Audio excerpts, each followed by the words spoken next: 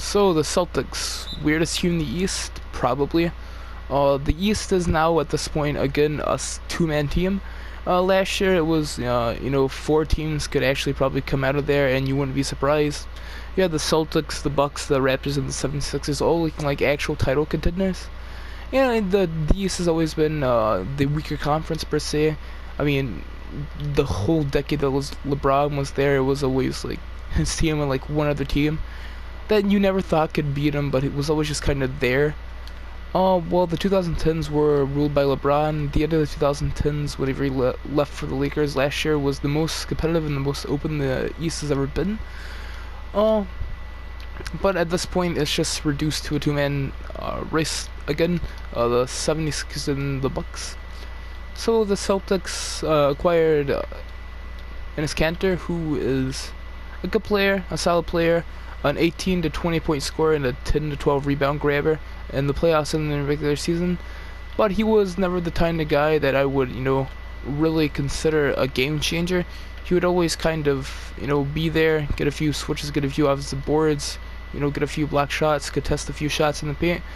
But he would also be the kind of guy who would get, used in the pick and roll and just get absolutely cooked. He would, get in a pick and roll situation, he would have to step up. He wouldn't have enough ground to cover the point guard and try to get back for the board. So it was either a missed shot by the point guard and the big man would just get the board, or Enes Kanter would just get, kind of drove by, kind of just abusing the pick and roll. And they also acquired Kemba Walker, who was a good player, a better locker room presence than Kyrie. But at this point, who isn't a better locker room presence than Kyrie? Maybe Jimmy Butler is a bit more toxic. That's arguable. It doesn't matter. They're both pretty toxic players. But Kemba Walker is kind of a worse version of Kyrie, if you ask me. Kyrie is a shifty point guard who likes to handle the ball and likes to be ball dominant. Kemba Walker is a shifty small point guard who likes the ball in his hands and likes to be ball dominant.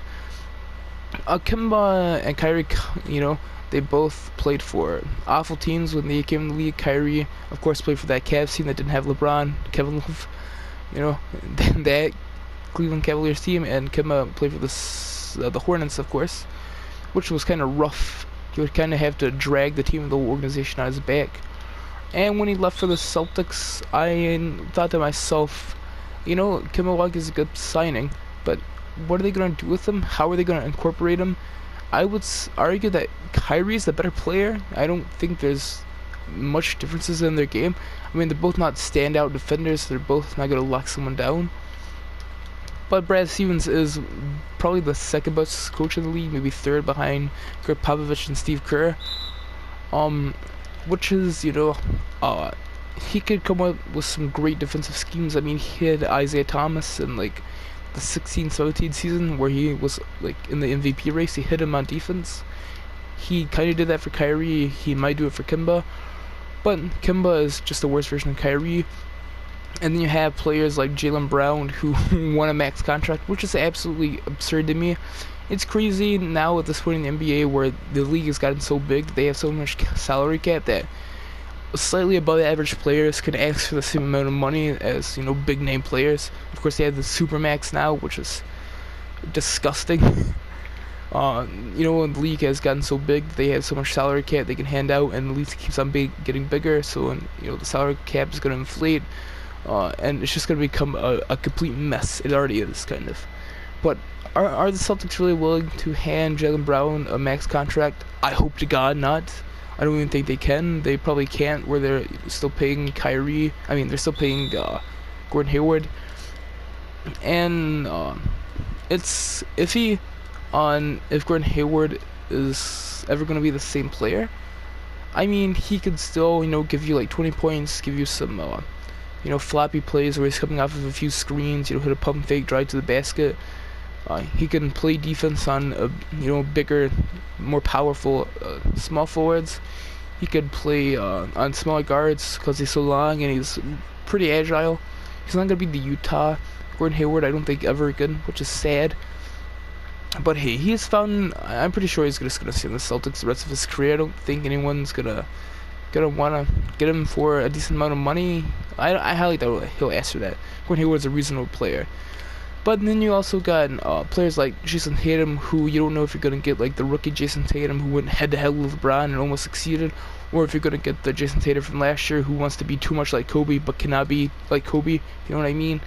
The kind of guy who's gonna take possessions away from your better guys, who's gonna want the ball, who's gonna take some fadeaways, some long twos that really shouldn't be taken.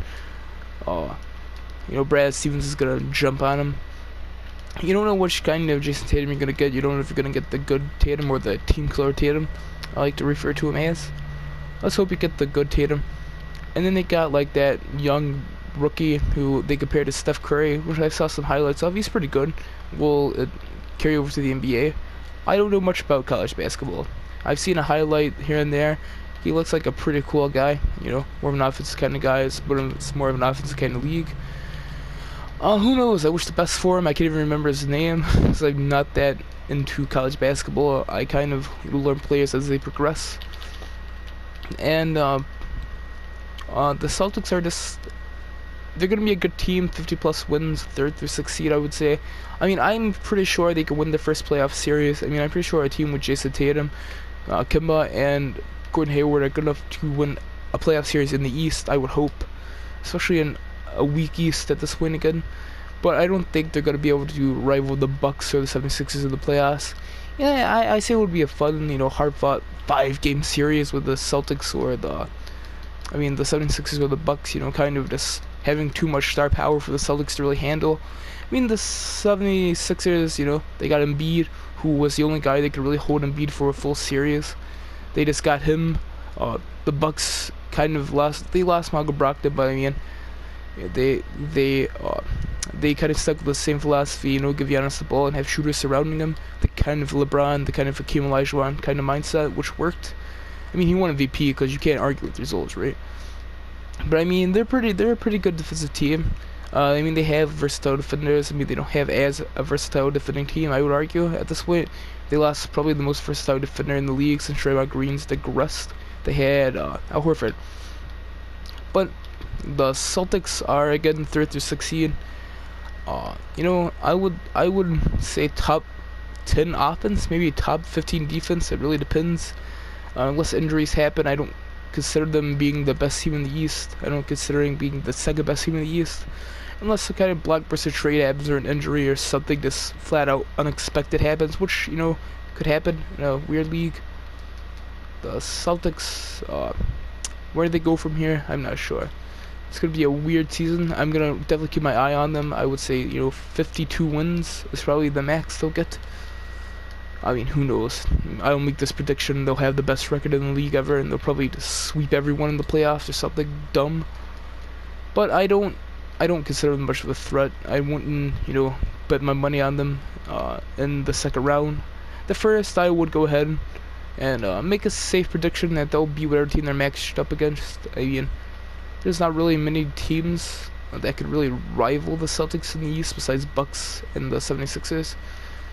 So, that's all I have to say on the Celtics. I will be shocked if they, get past the second round. It's going to be a weird Eastern Conference besides the 76ers and the Bucks. It's going to be kind of open. I think the Celtics have a bigger kind of skills gap than all the other teams in the East, except for, the main two that I keep on naming.